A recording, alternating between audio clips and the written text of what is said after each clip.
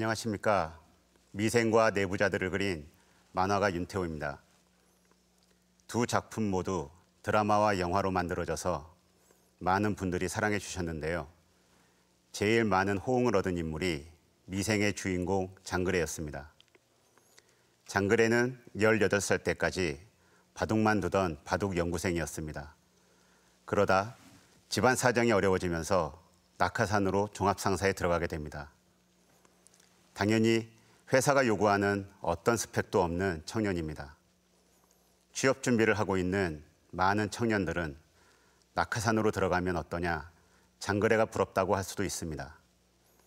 그럴 만도 합니다. 청년 실업 문제가 연일 기사화되는 게 현실 아닙니까? 학자금 대출이 11조 원을 넘었고 이것을 못 갚는 청년들이 3년 새 720%나 증가했답니다. 취업을 해야 대출금을 갚는데 취업문이 바늘구멍이니까요. 상황이 이렇다 보니 헬조선이라는 말이 생겨나고 청년들을 두고 3포 세대, 5포 세대 하더니 요즘엔 아예 모든 것을 포기하는 세대라면서 N포 세대라고까지 합니다. 얼마 전에는 지옥고라는 말이 새로 나왔다고 합니다.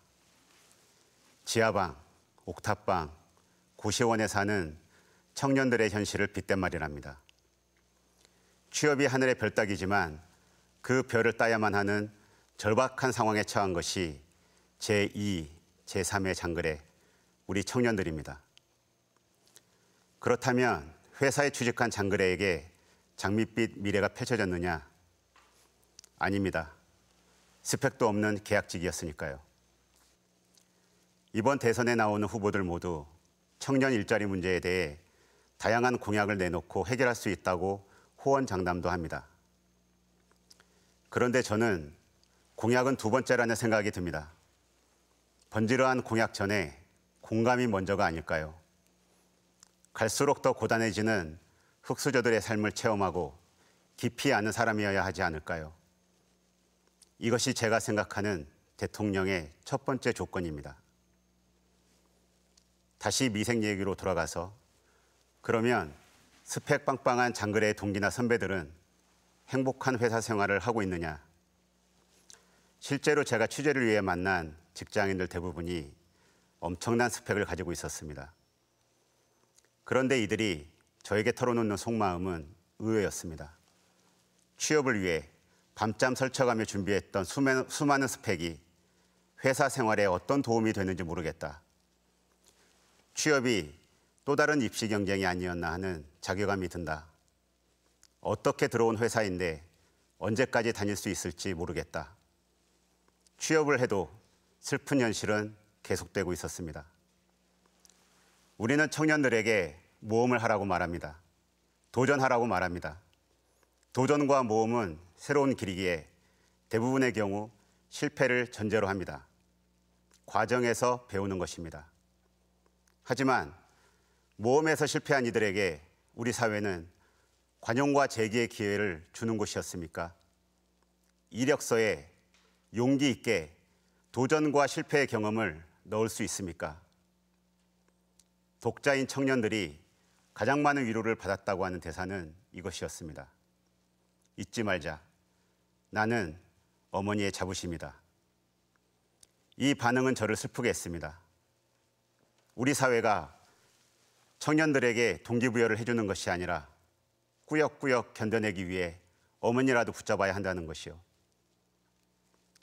현실이 이렇다 보니 독자들은 장그래의 시선으로 묘사된 인물들에게 감정을 이입하면서 그 속에서 자신의 모습을 발견하기 시작했습니다.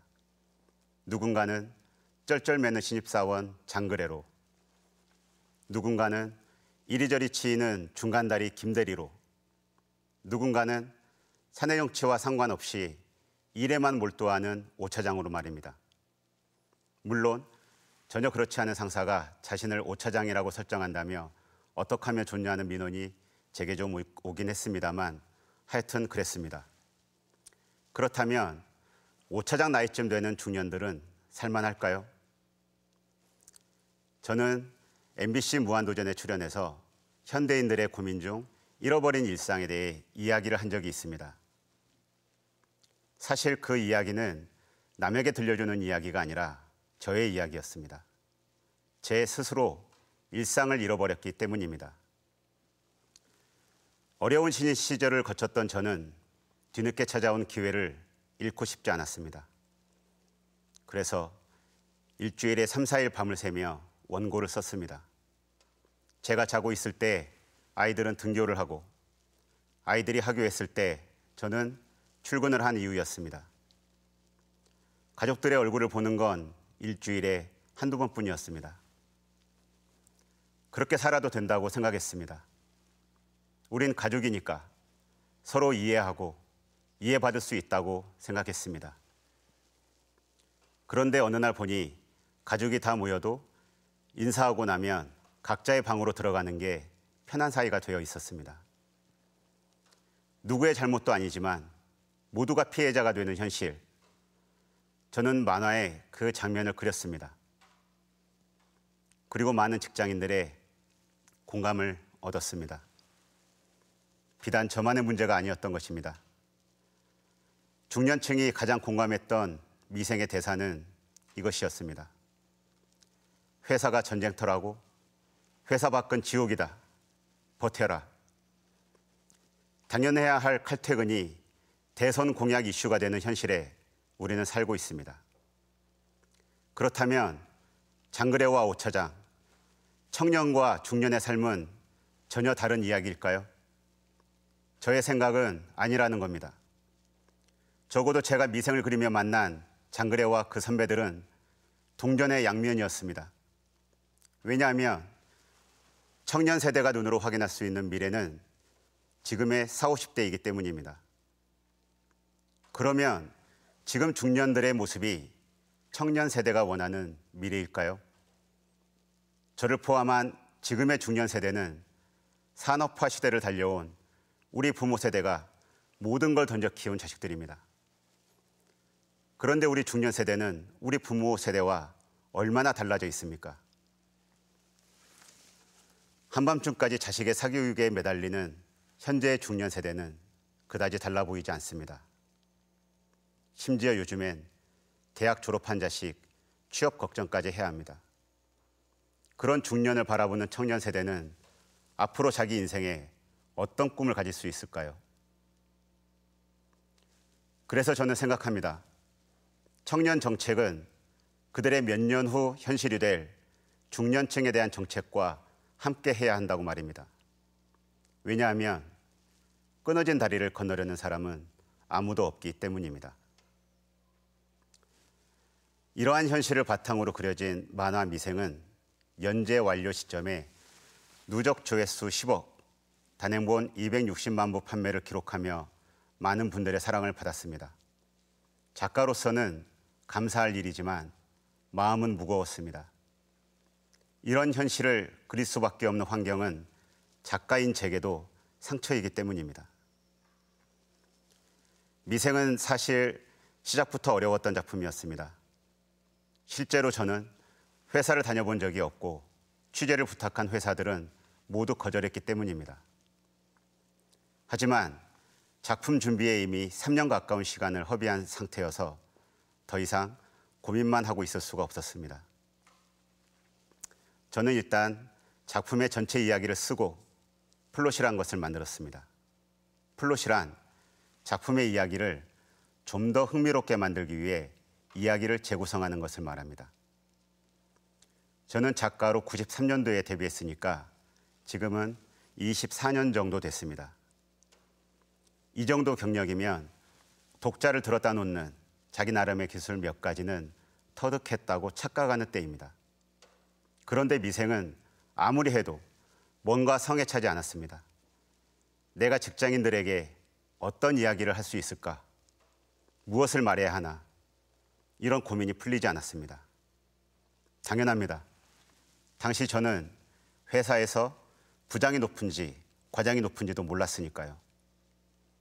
결국 저는 플롯을 인위적으로 이야기를 재밌게 만드는 것을 포기했습니다.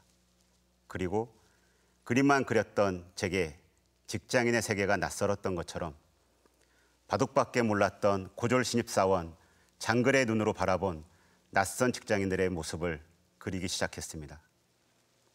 그러자 독자들이 호응하고 감동하기 시작했습니다. 저는 정치도 마찬가지라고 생각을 합니다. 매 선거철이면 정치공학이란 말을 많이 듣습니다. 정치구단이란 말도 많이 들립니다. 정치판에서 10년, 15년 혹은 그 이상의 시간을 보낸 분들은 아마도 전문가적인 시각과 테크닉을 갖고 있을 것입니다. 어떤 이슈는 진지하게, 어떤 이슈는 가볍게, 어떤 이슈는 선점해야 하고 어떤 이슈는 자연스레 잊혀지게 만드는 기술들 말입니다. 노련한 창작자의 플로처럼 유권자들의 마음을 들었다 놓는 경력 있는 정치인들의 기술입니다. 하지만 대통령의 자격이 정치공학으로만 완성될 수 있을까요? 작가인 저는 그렇지 않다고 생각합니다. 미생의 감동이 기술적인 플롯에서 나오지 않았듯이 정치도 테크닉을 뛰어넘는, 정치공학을 뛰어넘는 깊고 진실한 테마와 명분 없이는 국민을 감동시킬 수 없다고 생각합니다. 그래서 저는 우리 정치가 얄팍한 정치공학을 포기하기를, 그것이 어렵다면 최소화하기를 희망합니다. 저는 이런 정치공학에서 가장 멀어진 후보를 지지합니다. 이것이 제가 이번에 대통령 후보를 고르는 두 번째 조건입니다. 그렇다면 세 번째 조건은 무엇일까요? 우리의 현실을 한번 보겠습니다. 미생과 달리 오로지 상상만으로 그린 만화가 있습니다. 바로 내부자들입니다. 영화 내부자들에 이런 대사가 나옵니다. 대중들은 개, 돼지입니다. 적당히 지저대다 알아서 조용해질 겁니다. 인구의 회자가 됐던 대사입니다. 그런데 시간이 지난 뒤 현실에서 만화 같은 일이 벌어졌습니다. 한 교육부 정책기획관이 민중은 개, 돼지라고 말한 사실이 알려진 것입니다. 사건이 보도되고 제 전화는 불이 났습니다. 사실적으로 소름이 돋았습니다. 저의 상상이 대한민국의 현실이 되었던 것입니다. 이렇게 국민을 개, 돼지라고 생각하는 사람들이 무슨 국민을 위한 일을 하겠습니까? 이런 사람이 국민의 대표자가 되어야 한다는 생각을 하게 된 것은 부산에서 있었던 문재인 후보의 토크 콘서트 때였습니다.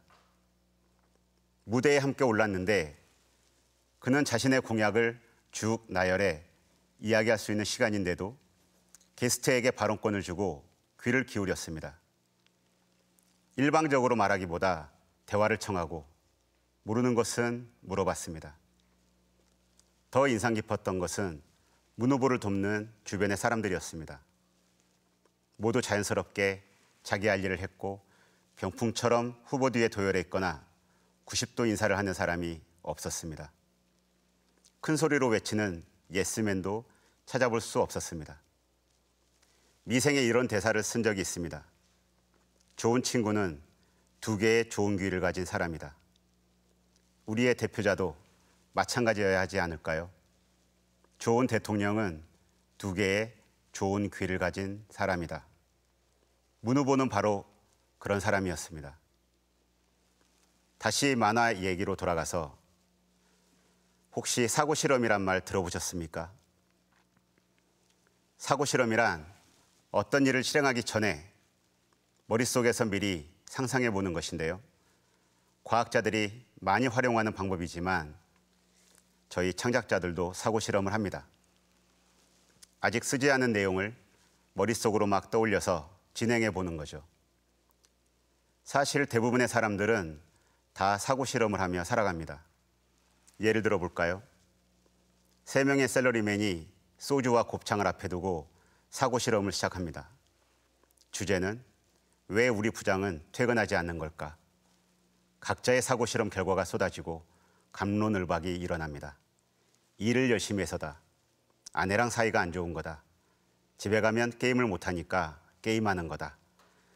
사고 실험이란 이렇듯 우리의 일상이기도 합니다.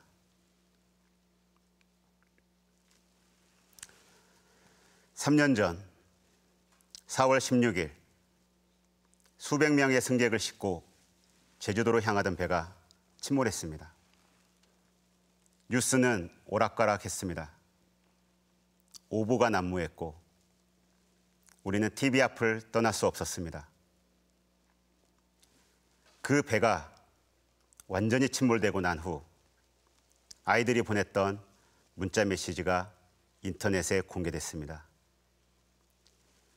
그 어떤 것도 용서받을 수 있을 아이들이 죽음의 문턱에서 글을 썼습니다. 미안함을 고백하고 용서를 구하고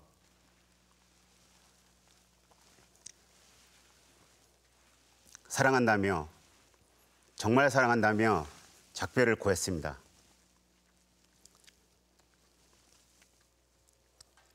저는 그 문자를 보며 사고 실험을 당했습니다.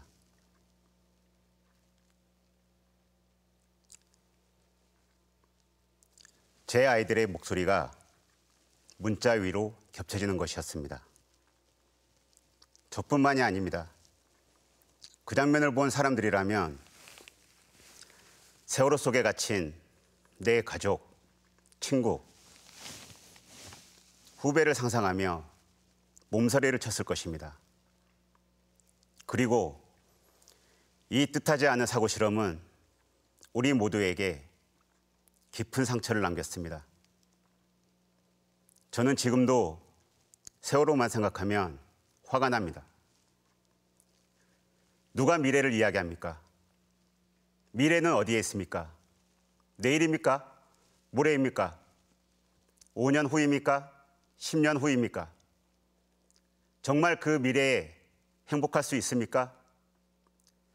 세계 10위권의 경제력으로 나라가 한 일을 보십시오. 경제력이 부족해 이런 참사가 생긴 겁니까? 책임질 자리에 있는 자들이 어떤 책임을 졌습니까? 지금 우리는 진흙벌에 빠져 있는데 어떻게 미래로 도약한단 말입니까? 이런 나라라도 미래가 되면 좋아지는 겁니까?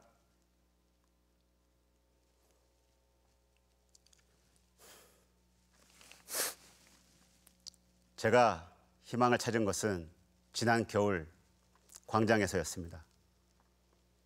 시민들은 평화를 지키면서 절대 권력의 종말을 만들어냈습니다. 이 힘을 대한민국의 새로운 동력으로 삼기 위해서는 미래를 지향하되 지금 여기 현재를 놓치지 않는 후보, 망가진 시스템을 정상으로 만들고 도약의 단단한 토대를 만들 그런 후보가 절실합니다.